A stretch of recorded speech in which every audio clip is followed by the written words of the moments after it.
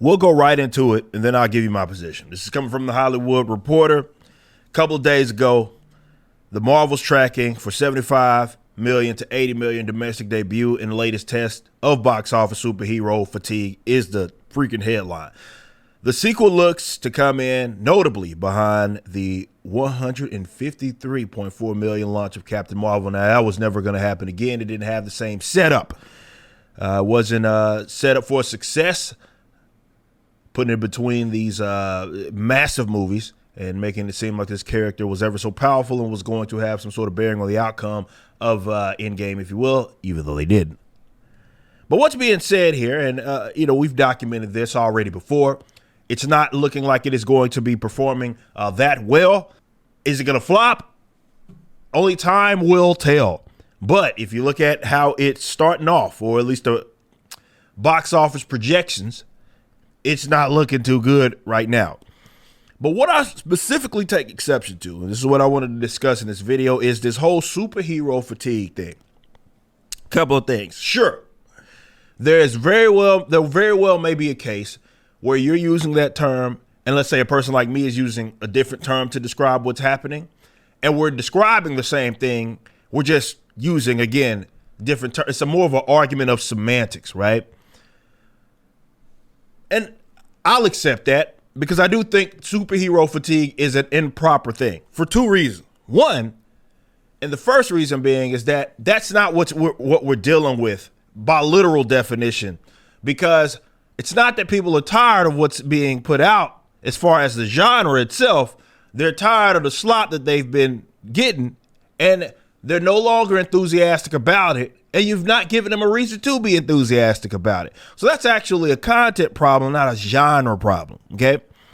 The other reason why I think this is nonsense is because it lets these idiots get off easy. And by idiots, I'm specifically referring to the guys that are creating the superhero content that is being put out by the mainstream folks. You can also apply this to comic books, but in this case, we're talking about comic book movies, okay? Now, the reason why it is, and this is why I would stray away from using this term, is because it's letting them off easy, and instead of them being held accountable, that really sounds like more of a dramatic term, but I'm meaning that, okay, you've been putting out and producing bad content that is uninspired, and therefore you've lost even the normies. Instead of that being put on them and basically them having a tone, again, sounds real dramatic, but just basically, look, you're to blame. You put out crappy content, but that's not the conversation. It lets them off because what happens is they get to put it on the genre and say, oh, well, we did the best we could. We've not changed. There's not no bad content we're putting out. The masses are just tired of the genre. See, that is far, far too easy. And that's my issue that I have with superhero fatigue. I absolutely recognize that there are people that are tired of the slop it is that they're getting.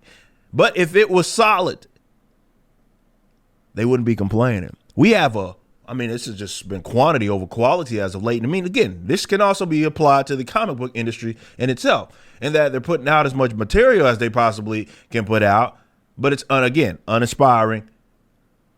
There's no real enthusiasm around the project. Maybe they're focusing on things that have nothing to do with entertaining the crowd, or at least that falls, let's say, secondary to some other things that they want to make sure that they put out there. Maybe boxes that they need to check, whatever. Everybody's going to have the reasoning why they think the genre is in the state that it's in. But it's on the people that are producing this nonsense. And that's who I think the blame needs to fall on. So wherever you define it as, don't let them get off so easy, is all I'm saying. Up next for the Rippaverse this fall is Alpha Core #1, written by one of the most prolific writers of all time, Chuck Dixon. Penciled by the legendary Joe Bennett. You're not going to want to miss this book. Visit Rippaverse.com to stay up to date and grab ISOM #1 to get caught up on the first appearance of Alpha Core.